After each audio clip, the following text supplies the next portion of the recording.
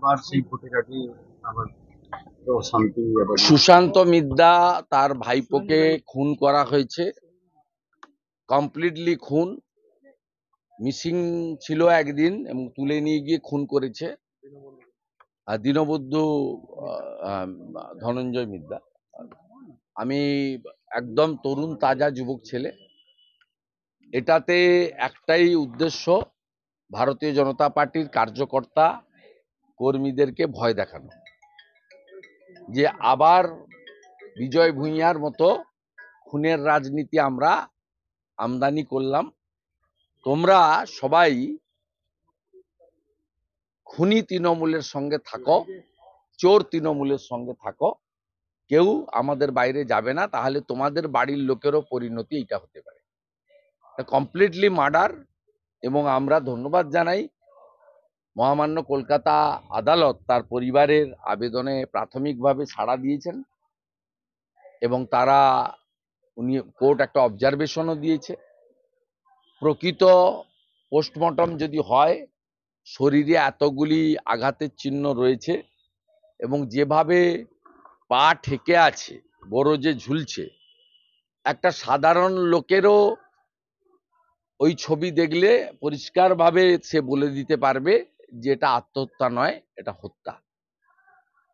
এবং পুলিশ যদি missing diary করার পরে দ্রুততার সঙ্গে হস্তক্ষেপ করত, এই জিনিস হতো না। এই জেলার বর্তমান যিনি এসপি আছেন, তিনি ভাইপোর অফিসের ইনস্ট্রাকশন এবং মমতা ব্যানার্জিকে খুশি করা ছাড়া অন্য কোনো কাজ করেন না। আপনি লক্ষ্য করবেন নির্বাচন বিধি চলাকালীন কালকে সরাসরি মমতা ব্যানার্জির সঙ্গে রাজনৈতিক কর্মসূচিতে পাশে পাশে হেঁটেছেন, যার ভিডিও ফটো দিয়ে ইলেকশন কমিশনকে আমরা এই এসপির বিরুদ্ধে কমপ্লেনও আজকে করার ব্যবস্থা নিচ্ছি। এবং ময়নাতে বিজয় ভূঁইয়ার খুনের জন্য যে এনআইএ তদন্তের নির্দেশ হয়েছে, সেই নির্দেশ থেকেই কিন্তু আতঙ্কিত হয়ে এই খুন করা হয়েছে বলে আমরা দাবি করছি। এবং আমরা প্রকৃত পোস্টমর্টম কোনো কেন্দ্রীয় হসপিটালে দাবি করছি, 1, 2 আমরা এটা সিবিআই ইনভেস্টিগেশনের দাবি করছি। আর ইতিমধ্যে বিজয় ভূঁইয়ার হত্যার কেসটিতে এনআইএ 65 জনের নামে এফআইআর স্টার্ট করেছে আর পুলিশকে কেস রেকর্ড দেওয়ার জন্য চিঠিও পাঠিয়েছে। আমি তৃণমূলের খুনিদেরকে সতর্ক করছি, একজনও কিন্তু ছাড় পাবে না। প্রত্যেকের অবস্থা শাহজাহানের থেকেও খারাপ হবে।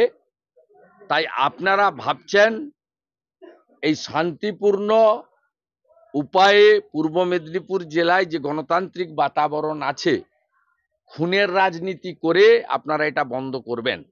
এবং গতকাল মমতা ব্যানার্জি যেভাবে 3000 লোক নিয়ে মহিষাদল রাজবাড়ির রাজ হাই স্কুলের বড় মাঠে মাত্র 1/3 অংশেরও কম জায়গায় প্যান্ডেল মেরাপ বাঁধ বেঁধে হেলিকপ্টার দেখিয়ে ফ্লপ সভা করেছেন, এটা মমতা ব্যানার্জির উস্কানিতে এই জেলার এসপির প্রশ্রয়ে বাগচা, ময়নার চিরঞ্জীবপুর এবং ভগবানপুরের মোহাম্মদপুর মোবারকপুরের যে গুন্ডা র্যাকেট আছে, এই র্যাকেটের কাজ।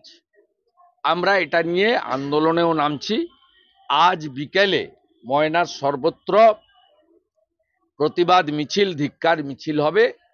আগামীকাল বাগচা চলো, আমাদের জেলা সভানেত্রী তাপসী মণ্ডল, রাজ্য সম্পাদক বিধায়ক অশোক দিন্দা, মান্যবর প্রার্থী অভিজিৎ গাঙ্গুলি আগামীকাল বাগচাতে উপস্থিত থাকবেন। পোস্টমর্টম হয়ে দেহ এলে বাড়িতে আমি নিজেও যাব এবং বিষয়টা আমরা সম্মিলিতভাবে দেখব। কয়েকটি বুথে সকালে করেছিল, পরে সামলে গেছে। সবচেয়ে বেশি গোলমাল হয়েছে বা হচ্ছে চোপড়াতে। হামিদুর রহমান বলেছিল আমার সেন্ট্রাল ফোর্স থাকবে, কেন্দ্রীয় সেন্ট্রাল ফোর্স চলে যাবে। তাকে গ্রেপ্তার করা উচিত ছিল, ছেড়ে রেখেছেন বলে এটা হচ্ছে। 20টার মতো বুথ থেকে বিজেপির পোলিং এজেন্ট বের করে দেওয়া হয়েছে। 3টে বুথে আমরা রিপোলের ডিমান্ড অলরেডি করার ব্যবস্থা নিচ্ছি। এরপরেও আমরা বলছি ভালো করে শুনে রাখুন, দার্জিলিংয়ে 5 লক্ষ ভোটে রাজু বিস্তা জিতবে এবং পাহাড় এবং সমতল থেকে তৃণমূল একদম উৎখাত হচ্ছে, নিশ্চিন্ত থাকতে পারেন। রাজু বিস্তা পুনর্নির্বাচনের দাবি জানিয়েছে। রাজু বিস্তা 3টে বুথ এখনো পর্যন্ত আমরা পেয়েছি। 6টার পরে আমাদের পক্ষ থেকে শিশির বাজরিয়া, ঋত্বিক পাল ইলেকশন কমিশনে জানিয়ে দেবেন প্রপারলি। 20টা বুথ থেকে বিজেপির পোলিং এজেন্ট বের করে দেওয়া হয়েছে। সেন্ট্রাল ফোর্স প্রপার অ্যাকশন নিতে স্টার্ট করেছে এবং কিছুক্ষণের মধ্যে দেখতে পাবেন গুন্ডা দমন হয়ে গেছে। পাওয়া গেছে। এই ভোটের সময় যদি এই ধরনের বারবার দেখা যায়, বোমা, গুলি, মস্তান, পুলিশ ছাড়া তৃণমূলের সঙ্গে জনগণ নেই, এমনকি সংখ্যালঘুরাও নেই। তারা বীরভূমের বিজেপি প্রার্থী পাওয়া গেছে। এই ভোটের সময় যদি এই ধরনের বারবার দেখা যায়, বোমা, গুলি, মস্তান, পুলিশ ছাড়া তৃণমূলের সঙ্গে জনগণ নেই, এমনকি সংখ্যালঘুরাও নেই। তারা বীরভূমের বিজেপি প্রার্থী তিল মমতা ব্যানার্জি তার দলদাস প্রশাসনকে দিয়ে করেছেন। মমতা ব্যানার্জি সিও মতো কাজ করতেন, শশাঙ্ক বলে একজন ডিএম আছেন, তাকে দিয়ে এটা করেছেন। আমাদের প্রার্থী আদালতে যাচ্ছে 1 নম্বর। দ্বিতীয়, 2 দিন আগেই মমতা ব্যানার্জির ঘনিষ্ঠ বৃত্ত থেকে আমাকে খবরটা দেওয়া হয় যে ওর নমিনেশন বাতিল করার জন্য পিসি ভাইপো ওই ডিএমকে নিয়ে সব চক্রান্ত করে ফেলেছেন। আমরা সেই কারণে অত্যন্ত বলিষ্ঠ একজন নেতা দেবতনু ভট্টাচার্যকে দিয়ে আমরা গতকাল আরেকটি নমিনেশন করিয়ে রেখেছিলাম, যাতে তৃণমূল কোনোভাবে ফাঁকা মাঠ না পেয়ে যায়। আর মানুষ ভোট পদ্ম ফুলে দেবে, নরেন্দ্র মোদী সব জায়গার প্রার্থী, চিন্তার কোনো কারণ নেই। ঠগি পিসির সঙ্গে বিশ্বের লোকপ্রিয় নেতা রাষ্ট্রপুরুষ নরেন্দ্র মোদীজির লড়াই। পদ্ম মেশিনে থাকলেই সব আসনেই মোদীজির প্রার্থীরা জিতবে। আজকে মালদার সভাতে এত রৌদ্রের মধ্যে যেভাবে 3 লক্ষ লোকের সমাগম হয়েছে, মালদায় মোদীজির সভা বলে দিয়েছে বাংলাতে গেরুয়া ঝড়, মোদি ঝড়, চোরেরা হারছে, राष्ट्रवादीरा जीतছে। देखा जा रहा है सही मायना बागचा में फिर अशांति डेड हो गया है। देखिए, कुछ वाल्नरेबल पॉइंट है, प्लेस है, ये बागचा भी उसका अंदर होता है। पिछले साल 1 तारीख को 1 में एक शेड्यूल कास्ट लीडर बीजेपी का बूथ अध्यक्ष विजय भूंया को ब्रूटली किल्ड।